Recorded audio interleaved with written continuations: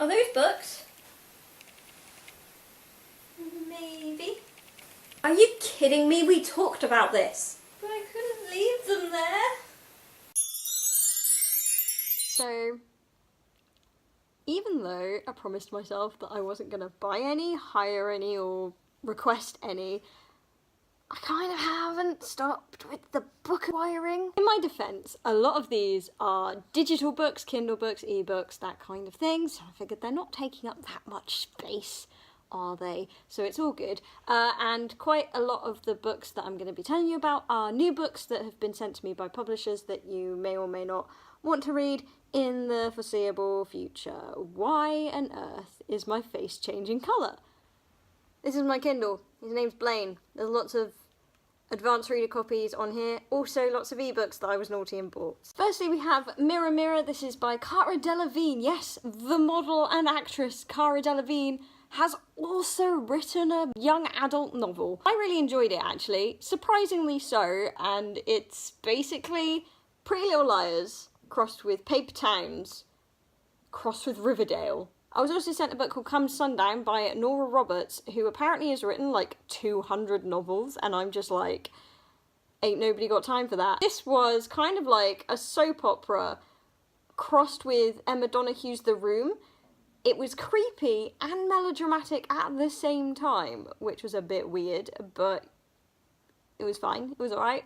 It was a good book. I also received a duology, Everything We Keep and Everything We Left Behind, and I can't tell you anything about Everything We Left Behind unless you've read Everything We Keep, because it literally follows from the last page of the first book and the first page of the second book. It literally follows straight on, so the blurb of the second book is just spoiler-filled for the first book, but basically it's about a woman whose husband mysteriously disappears in a boating accident. Is he dead? Is he not? Read the books and you'll find out. I also received, and I'm currently halfway through this, Secrets for the Mad by Dodie Clark, who you may also know as Doddle, the YouTuber. Usually I'm a bit like about YouTuber books because you either get ones that are kind of coffee table books and they're fun, like the Dan and Phil book, or you get ones that are like Ollie White's book, which was shit. Or you get like the Zoella stories, which are alright, but blatantly not written by her. So I'm always a little bit skeptical when it comes to books being promoted as being written by YouTubers. But Dodie's book is actually really good. It's very candid and it's very honest and it's very beautifully written. It's heartbreaking and funny and endearing. It's really good. So, well done, Dodie. I've also received, but not read yet, advanced copies of Otherworld by Jason Segel, as in the actor from The Muppets. I saw the proof copies at YALC and I didn't get one, but then I got sent the digital copy, so I'm just like, It looks really good. It kind of sounds a bit like Ready Player One, which I really enjoyed, so I'm looking forward to reading that. Also received The Librarian of Auschwitz. I've been to Auschwitz and I find that whole period of history very fascinating, so anything that is to do with that, I automatically just like, give it to me. So I'm going to be reviewing that very soon. And the final arc that I have is The Year They Burned the Books, which is by Nancy Garden, whose book Annie on My Mind I read a little while ago and is just an amazing LGBTQA+ novel, and I think it was like one of the first YA books about lesbians ever, and it featured lots of very cute museum dates. I was all over it. But she's written a new book and I'm very much looking forward to reading that too. Apart from all the books I got sent that were digital copies, the Amazon Kindle Daily Deal is like bankrupting me very slowly because I have purchased, and not read yet, all of the following: Nevernight, The Circle, Sybil or Two Nations, which is by my favourite Prime Minister, Lord of Shadows, and Lady Midnight, which I swore I wouldn't read, The Hate You Give, The Upside of Unrequited, Mad Girl, which actually I really wanted to read, and I was so happy that it was the 99p deal of the day. I kept seeing it everywhere when I went to Edinburgh, And it sounds very similar in the sense that it's about someone dealing with a mental illness to Dodie's book, which I'm really enjoying. So, hoping that will also be good. The Essex Serpent. Genuine Fraud. The Princess Diarist. Turtles All the Way Down. And finally, Wild Like Me. Because I will purchase a book written by a YouTuber if it's only 99p. As if that list of books wasn't enough, I also got sent some physical books to review. Easy way out, if you watched one of whichever monthly video it was that I did that this featured in, then you'll have seen it before. I read this on the train to Brighton, it's very short, and basically this is about a guy whose job it is to assist suicides in hospitals. It both makes you question your morals, but is also very funny. Gather the Daughters by Jenny Melamed. Firstly, this book is beautiful. Look at this. Secondly, this is probably one of my favourite things that I've read this year.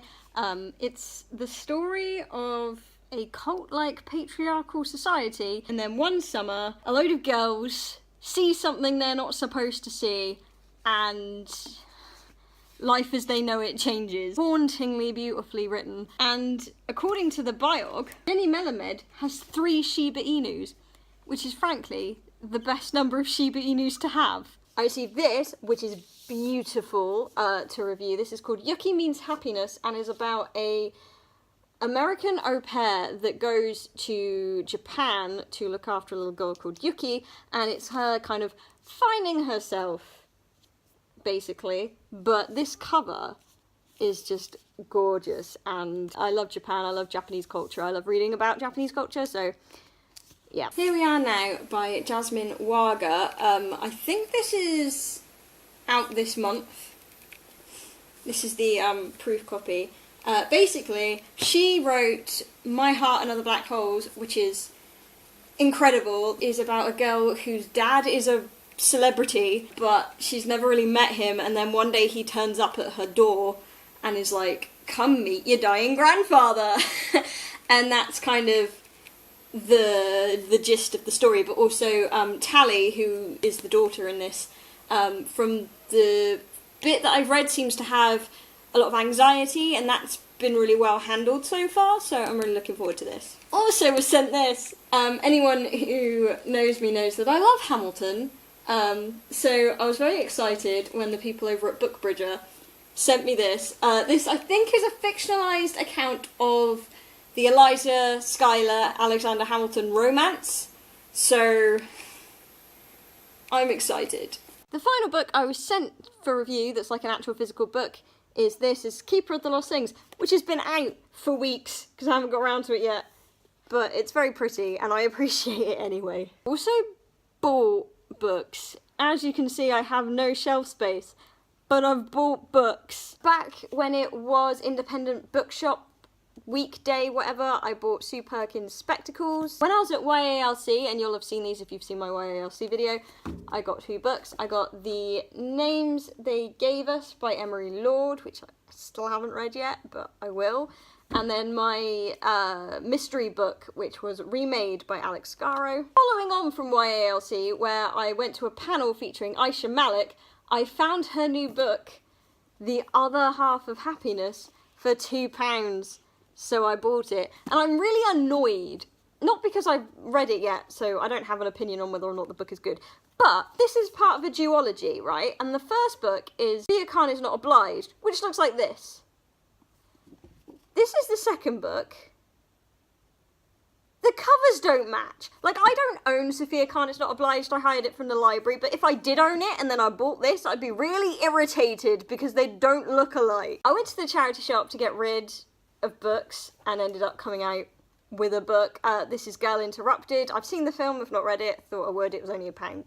If you watched my Fairy Loot unboxing video, you'll know that a book was in the box. So I have this. This is Even the Darkest Stars by Heather Fawcett, and I've stuck my signed book plate in it. I don't like hardback books generally because I have very weak, weedy arms, and also they take up hella space, but this is very pretty, so. And of course, the month of September was my birthday, and I received a book voucher. So I went and bought books. You know how I was saying about how much I hate hardback books? I bought a hardback book, Help by Simon Amstell. I adore Simon Amstell. I think he's very funny, I think he's very self-deprecating, and whenever I watch his stand-up shows, I'm always like, that's funny. Because same. Basically, I laugh along at how lonely and depressed I am, because that's what he makes jokes about. Apparently he's happy now, and I'd love to know what that feels like. Russell Brand's review of this was, it's all the warmth and comfort of Simon Amstell without the inconvenience of his face. So... Finally, I bought Illumine and Gemini. Now, the reason I bought these as physical books instead of Kindle books is because these are laid out like they're files, and so there's lots of illustrations and redacted bits and things like that, and I feel like books that are laid out like this are always better to read the physical versions than it is to read the Kindle version. With Dodie's book, there's lots of doodles and photos and things in it, and when you're reading a Kindle version they don't load properly, especially if you've got old school Kindle like this one. So I much prefer reading the actual physical books when it's like that. This is book 1, this is book 2, there's a third one coming out, because of course there is. But the reason why I got these, and also why I downloaded Nevernight, is because I watch a lot of Australian booktubers, and all of them rave about anything to do with Jay Kristoff, and he wrote Nevernight, and both of these, along with Amy Kaufman, so I felt like I had to get them just to find out who this Jay Kristoff guy is. Problem is, though, I watch so many Australian YouTubers that I keep wanting to be like Nevernight, Illumine. Literally all the booktubers that I watch that get Fairy Loot boxes are Australian as well, so when I did my Fairy Loot box unboxing I was just like, I'm gonna unbox a Fairy Loot box today, and then I was like, that's not how my voice sounds. Although once I did accidentally manage to convince someone I was Australian, but that's a story for another time.